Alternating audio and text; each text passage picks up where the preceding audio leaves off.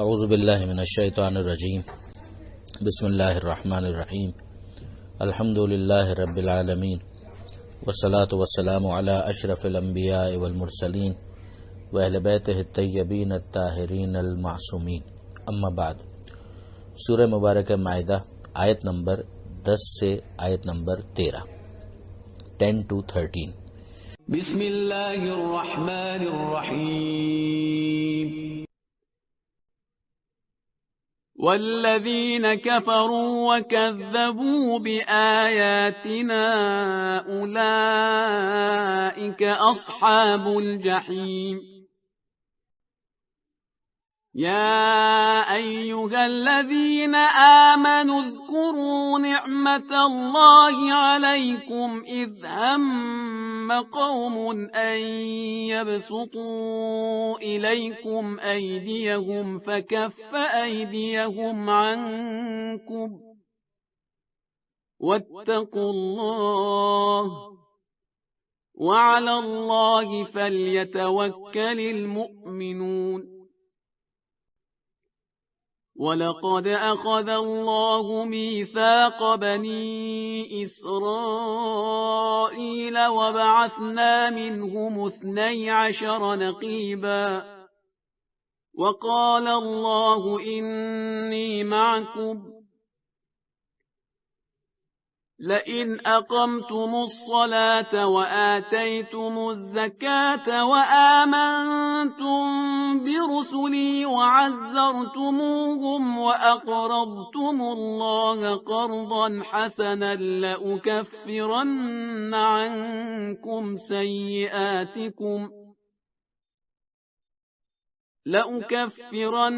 عنكم سيئاتكم ولأدخلنكم جنات تجري من تحتها الأنهار فمن كفر بعد ذلك منكم فقد ضل سواء السبيل۔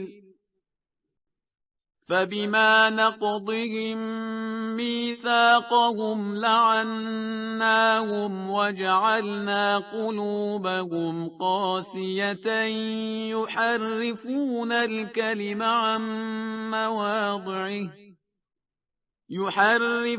الكلم عن مواضعه ونسوا حظا مما ذكروا به ولا تزال تطلع على خائنة منهم إلا قليلا منهم فاعف عنهم واصفح إن الله يحب المحسنين۔ گزشتہ سے پیوستہ آیت نمبر 9 میں ہم نے یہ پڑھا کہ پروردگار عالم یہ ارشاد فرماتا ہے کہ اللہ نے یہ وعدہ کیا ہے ان لوگوں سے کہ جو ایمان لائے اور جنہوں نے اعمال صالحہ کو انجام دیا۔ وعدہ کس چیز کا ہے؟ کہ لہم مغفرۃ و اجر عظیم، کہ ان کے لیے مغفرت بھی ہے اور اجر عظیم بھی ہے۔ یعنی اگر ان کے گناہ ہیں تو پروردگار عالم ان گناہوں کی پردہ پوشی کر دے گا، اور جو نیک اعمال انہوں نے انجام دیے ہیں اس کا انہیں عظیم اجر عطا کرے گا۔ اب اس کا جو سائملٹینیس کانٹراسٹ ہو سکتا ہے وہ اگلی آیت میں، آیت نمبر 10 میں جو اس صفحے کی پہلی آیت ہے، بیان ہو رہا ہے کہ والذین کفروا وکذبوا بآیاتنا، یقیناً وہ لوگ کہ جنہوں نے کفر اختیار کیا، یعنی ایز این آپشن جنہوں نے کفر کو اختیار کیا، وکذبوا بآیاتنا، اور جنہوں نے ہماری نشانیوں کو جھٹلایا، اولئک اصحاب الجحیم، یہ دوزخ والے ہیں۔ ظاہر ہے کہ جب انہوں نے ایمان سے انٹینشنلی اور جانتے بوجھتے دوری اختیار کی تو یہ کفر ہو گیا۔ جو نشانیاں ان کے سامنے پیش کی گئی اس کو انہوں نے جھٹلا دیا، اگنور کر دیا، یعنی جس کی طرف متوجہ کرنا تھا ان نشانیوں کے ذریعے سے اس خدا کا انہوں نے انکار کر دیا، تو پھر ان کے جہنم والے ہونے میں کیا شبہ ہو سکتا ہے۔ جو آیت اگلی ہے اس میں پروردگار عالم صاحبان ایمان کو مخاطب کرتا ہے کہ یا ایھا الذین آمنوا اذکروا اللہ، یا ایھا الذین آمنوا اذکروا نعمت اللہ، اے ایمان لانے والوں اللہ کی نعمت کو یاد کرو، وہ نعمت جو تم پر پروردگار کی طرف سے آئی، علیکم اذ ہم قوم ان یبسطوا الیکم، کہ جب ایک جماعت نے ارادہ کیا کہ وہ تمہاری طرف دست درازی کریں، یعنی تمہیں نقصان پہنچائیں. ان یبسطوا الیکم ایدیہم فکف ایدیہم عنکم، تو اللہ نے ان کے ہاتھوں کو تم سے روک دیا، یعنی وہ جو نقصان تمہیں پہنچانا چاہ رہے تھے اس نقصان پہنچانے کے ارادے میں ان کو ناکام کر دیا. اب ظاہر ہے کہ یہ آیت کا مزاج بتا رہا ہے کہ کوئی خاص بیک گراؤنڈ ہے، ایک شان نزول ہے کہ جس کے ماتحت یہ آیت نازل ہوئی ہے، اور اس حوالے سے 4-5 اقوال ملتے ہیں. وہ کوئی بھی واقعہ ہو، مگر اتنا اپنی جگہ طے ہے کہ کوئی غیر معمولی پروردگار عالم کی غیبی مدد ہے کہ جس کا یہاں پر حوالہ دیا جا رہا ہے، اور جس کے ذریعے سے متوجہ کیا جا رہا ہے کہ یہ پروردگار کا ایک خاص احسان تھا تمہارے اوپر. فکف ایدیہم عنکم، تو اللہ نے ان کے ہاتھوں کو تم سے روک دیا. واتقوا اللہ، اللہ کے غضب سے بچو. وعلی اللہ فلیتوکل المؤمنون، اور اللہ ہی کے اوپر مومنوں کو توکل کرنا چاہیے.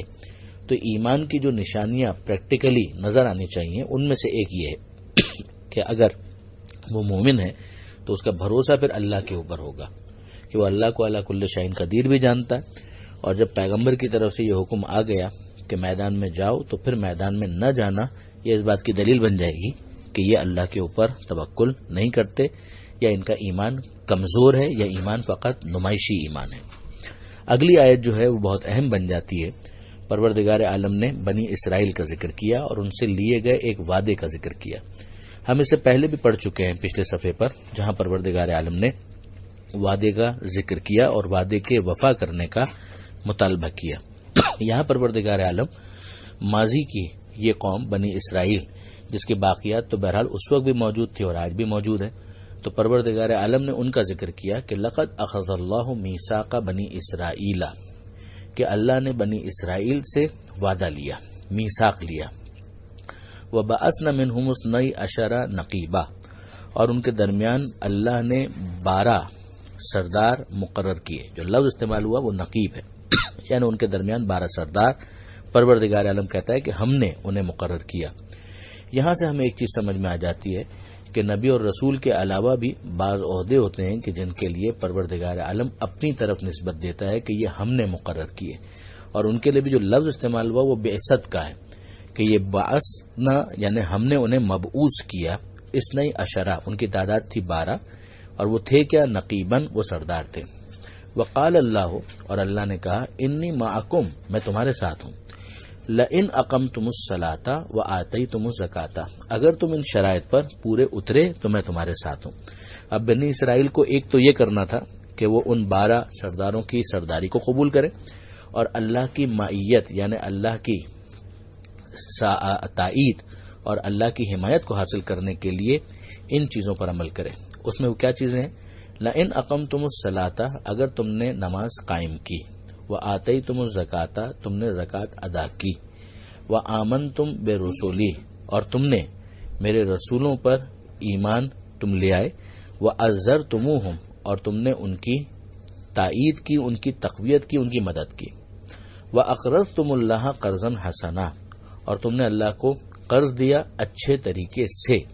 اب یہ قرض حسنہ انفاق فی سبیل اللہ، جو اللہ کی راہ میں خرچ کرنے کے مختلف موقع ہیں، ان پر اگر ایک انسان اپنے مال کو خرچ کرتا ہے تو خدا اسے ایلیویشن دیتا ہے، پروردگار عالم اس کے مرتبے کو بلند کرتا ہے اور اسے قرض سے تعبیر کرتا ہے. ویسے تو سب کچھ خدا کا دیا ہوا ہے، مگر ایک انسان کا مرتبہ کتنا بلند ہو جائے کہ اگر پروردگار نے اسے جو چیز دی ہے اسی میں سے کچھ خرچ کرنے کا مطالبہ کرے اور اپنے حق میں اسے، اپنے ذمے اسے قرض کے طور پر قبول کرے.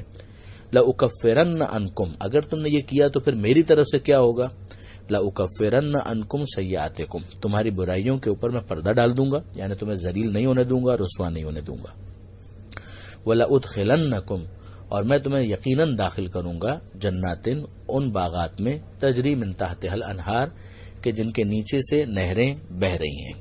فمن کفر بعد ذلک منکم، اور اگر تم میں سے کوئی اس کے بعد کفر اختیار کرے، فقد ضل سواء السبیل، تو یقیناً وہ سیدھے راستے سے بھٹکا ہوا ہوگا.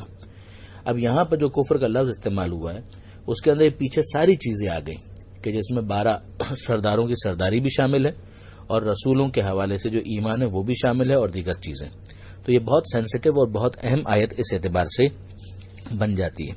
اس پر ایک تبصرہ کرنے کے لیے ہمیں حضرت شاہ عبد القادر جو شاہ عبد العزیز محدث دہلوی ہیں ان کے اس نوٹ سے مدد لینی پڑے گی جو انہوں نے اپنی تفسیر کے اندر ارشاد فرمایا، اور یہ بات بہت واضح ہے کہ شاہ عبد القادر جو ہیں وہ شیعہ تو قطعاً نہیں تھے۔ وہ یہ فرماتے ہیں کہ یہ بیان فرمایا بنی اسرائیل سے عہد لیا، حضرت موسیٰ علیہ السلام کی آخر عمر میں یہ اقرار لیتے ہیں۔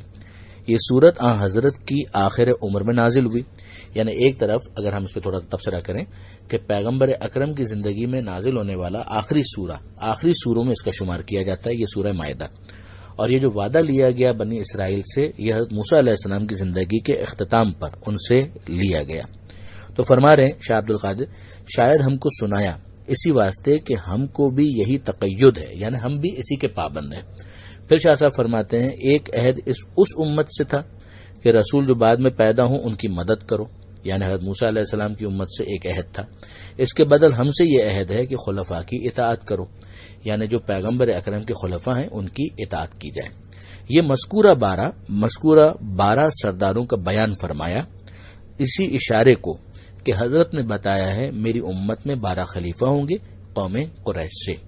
اب یہاں پر شاہ عبد القادر کی جو عبارت ہے وہ مکمل ہو گئی، مگر اس میں اتنا اضافہ درکار ہے کہ ان 12 سرداروں کے لیے خالق کا اعلان ہے کہ انہیں ہم نے مقرر کیا تھا، یعنی جمہور امت کے مقرر کردہ نہ تھے، لہذا یہ 12 خلفاء بھی جو رسول کے بعد اس امت میں ہیں امت کے اجماع یا شورا سے منتخب کردہ خلفاء نہیں ہیں، بلکہ وہی 12 جانشین رسول کے ہیں جو اللہ کے منتخب کردہ ہیں، اور ان کی اطاعت اس امت پر اسی طرح فرض قرار پاتی ہے جس طرح بنی اسرائیل پر۔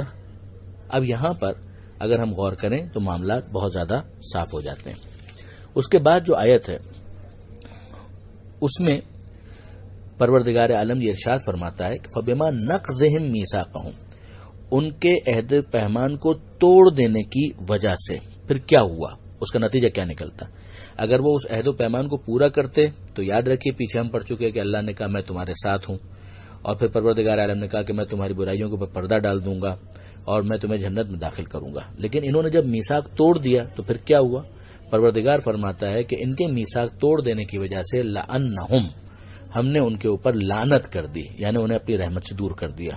پھر یہاں پر اچھی طرح سے سمجھ لیا جائے کہ لعنت گالی نہیں ہے، لعنت پروردگار عالم کی رحمت سے دوری کا جو ایک تعبیر ہو سکتی ہے اس کے لیے یہ لفظ استعمال ہوتا ہے۔ وَجَعَلْنَا قُلُوبَهُمْ قَاسِيَةً، اس عہد و پیمان کو توڑنے کا ایک نتیجہ لعنت پروردگار، دوسرا نتیجہ کہ پروردگار فرماتا ہے ہم نے ان کے دلوں کو سخت کر دیا۔ یحرفون الکلم عن مواضعہ، یہ لوگ خدائی کلام کو اس کے اصلی مقامات سے ہٹا دیتے ہیں۔ ایک تو انہوں نے میثاق توڑ دیا، میثاق توڑنے کے اندر اور کیا کیا کہ اللہ کے کلام کے الفاظ کو اس کے مقام سے ہٹا دیتے ہیں یا اس کے معنی کو ہٹا دیتے ہیں، لفظی تحریف یا معنوی تحریف کچھ نہ کچھ یہ کرتے ہیں۔ وَنَسُوا حَظًّا مِّمَّا ذُكِّرُوا بِهِ، اور جن چیزوں کی یاد دہانی انہیں بار بار کی گئی تھی ان میں کا بڑا حصہ یہ بھول گئے۔ یہاں پھر یاد رکھنے والی بات ہے، دیکھیے قرآن ہماری رہنمائی کرتا ہے۔ یہ جو بار بار اس بات کو کہا جاتا ہے کہ کیسے ہو سکتا ہے کہ نص کے آنے کے بعد یعنی وضاحت آ چکی ہو اس کے بعد کوئی شخص بھول جائے، جو غدیر کے حوالے سے بھی یہ ہم سنتے ہیں کہ اگر پیغمبر نے بیان کر دیا ہوتا تو پھر اتنا ایسا کیسے ہو سکتا ہے کہ اتنے لوگ بھول گئے۔ بعض افراد انتہائی یاد دہانی کے باوجود اپنے دنیاوی اغراض و مقاصد کی وجہ سے بھول جاتے ہیں۔ یہ انسان کا مزاج ہے کہ اگر خوف خدا نہ ہو، تقوی نہ ہو تو یہ کرتا ہے۔ لہٰذا یہ کوئی اعتراض نہیں بنتا جب ہم قرآن کی آیتوں کو دیکھتے ہیں اور جب اس طرح کے الفاظ ہمیں نظر آتے ہیں۔ ہم نے پہلے بھی مختلف آیتوں کے ذیل میں اس بات کی طرف متوجہ کیا تھا، یہاں پھر قرآن ہماری رہنمائی کرتا ہے کہ یہ لوگ بھول گئے حظًا مما ذکروا بہ، ان چیزوں کو جن کی یاد دہانی انہیں بار بار کی گئی تھی ان میں کا بڑا حصہ یہ بھول گئے۔ ولا تزال تطلع علی خائنۃ منہم الا قلیلا منہم، تو آپ برابر ایک نہ ایک ان کی بددیانتی سے، ان کی خیانت سے واقف ہوتے رہیں گے، سوائے ان میں کم آدمیوں کے، یعنی کچھ ہیں کہ جو پوشیدہ رہیں گے۔ یہ فاعف عنہم واصفح، تو آپ ان کو معاف کیجئے، درگزر سے کام لیجئے۔ ان اللہ یحب المحسنین، اللہ یقیناً اچھا سلوک کرنے والوں کو دوست رکھتا ہے۔ یہاں فقط متوجہ کرنے کے لیے آخری بات یہ میں ضرور کروں گا کہ ان 12 خلفاء سے متعلق چونکہ بخاری کے اندر بھی یہ روایت موجود ہے اور ایک سے زائد طریقوں سے موجود ہے. اسی طرح سیاہ ستہ کی دوسری کتابوں کے اندر بھی جابر بن سمرہ کی روایت ہے. اسی طرح سے عبداللہ ابن عمر کی روایت ہے رضی اللہ تعالیٰ عنہ کہ پیغمبر اکرم نے فرمایا کہ میرے بعد 12 خلفاء ہوں گے. تو یہ اس وقت پرابلم ہو سکتی تھی اگر 12 خلفاء کے عدد مختلف مسالک مختلف پیش کر رہے ہوتے.